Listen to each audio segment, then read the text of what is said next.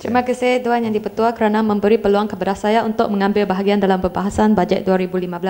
Tuan Yang di-Pertua, sudah 17 tahun berturut-turut bajet yang dibentangkan di Parlimen adalah bajet defisit. Walaupun sudah bajet defisit, banyak kali pihak kerajaan membentangkan bajet tambahan juga. Setiap tahun perbelanjaan negara yang tidak terkawal akibat daripada ketirisan, pembajaran dan rasuah menyebabkan hutang negara memuncak sehingga 54.7% daripada KTNK pada tahun 2013 dan jumlah hutang kerajaan persekutuan pada akhir Jun 2014 adalah sebanyak 568.9 bilion ringgit. Jadi saya ingin minta penjelasan daripada kerajaan apakah langkah-langkah penjimatan atau pencegahan rasuah, ketirisan dan sebagainya untuk memastikan amanah rakyat dan wang cukai rakyat dapat dimanfaatkan sebaiknya kepada rakyat. Tuan Yang di-Pertua, 5 tahun lagi menjelang tahun 2020. Akan tetapi jurang pembangunan di semenanjung Malaysia dengan Sabah dan Sarawak begitu jauh sekali. Sarawak dilihat mundur kurang-kurangnya 20 tahun daripada semenanjung Malaysia. Saya ingin tahu tapatkah Malaysia mencapai wawasan 2020 kalau Sabah dan Sarawak masih jauh mundur daripada semenanjung.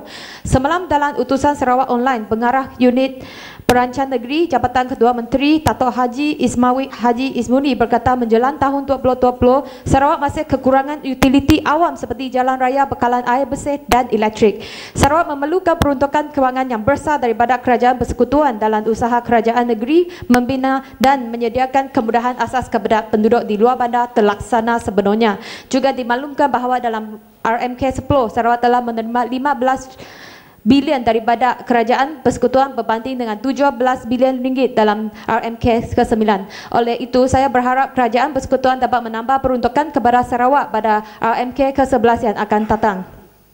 Tuan Yang di-Pertua, Sarawak dan Sabah adalah pengeluar minyak dan gas yang terbesar di negara kita. 30% daripada pendapatan ekonomi negara kita adalah berpunca daripada industri minyak dan gas. Kita sebagai anak Sarawak berharap kerajaan persekutuan dapat mengembalikan sebanyak 20% tuntutan royalti minyak dan gas kepada Sarawak. Ini bukan sahaja hasrat parti pembangkang tetapi ia juga diminta oleh Dewan Undangan Negeri Sarawak supaya Sarawak boleh membuat perancangan pembangunan sendirinya dengan 20% tuntutan royalti ini. Saya berharap kerajaan persekutuan akan menunaikan hasrat ini, memandangkan Sarawak dan Sabah bukanlah hanya salah satu negeri dalam Malaysia tetapi rakan-rakan kongsi serata dengan Melaya. Tuan Yang di-Pertua, saya ingin menyeru Perdana Menteri yang amat berhormat Pekan supaya belajar daripada Ketua Menteri Sarawak Tan Sri Adnan Satem dalam memberi peruntukan sebanyak 3 juta ringgit kepada 14 sebuah sekolah aliran Cina di Sarawak.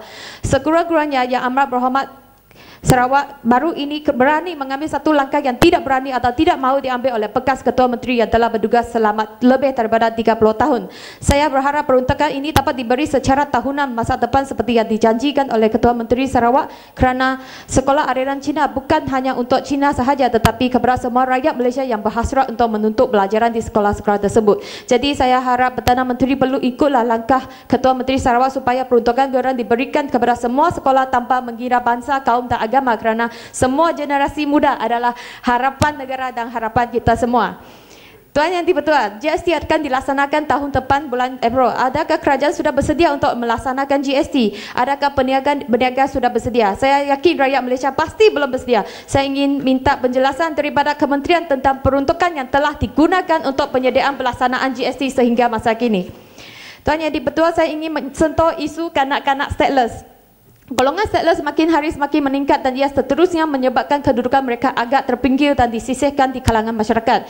Di Sarawak, banyak penduduk luar bandar terutama di rumah panjang tidak mempunyai sijil kelahiran, janganlah kata kad pengenalan. Oleh itu, tiada kad pengenalan, pasti mereka tidak dapat berdaftar semasa kahwin. Jadi biasanya mereka menjalankan istiadat kahwin di rumah panjang sahaja. Apabila mereka melahirkan anak, ini menjadi masalah. Anak mereka secara automatik tiada kewarganegaraan. Oleh kerana bukan warga negara Malaysia, masalah persekolahan timbul apabila mereka besar nanti.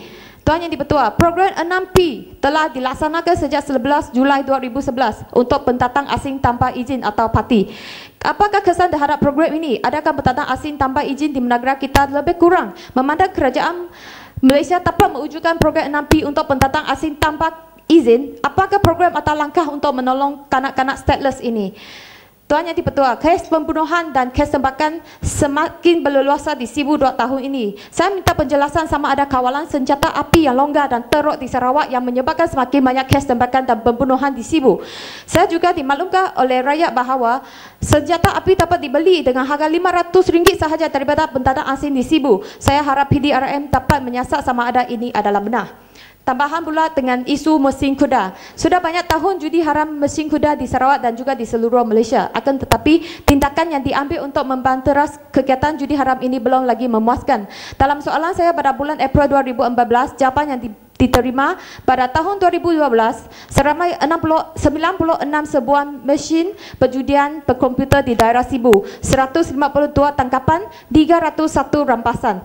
Tetapi hanya 1 kes yang diduduk di mahkamah, 4 kes NFA, maksudnya no further action, dan 1 kes dalam siasatan. Pada tahun 2013 pula sebanyak 632 sebuah, 219 tangkapan, 285 rampasan. Saya simpati.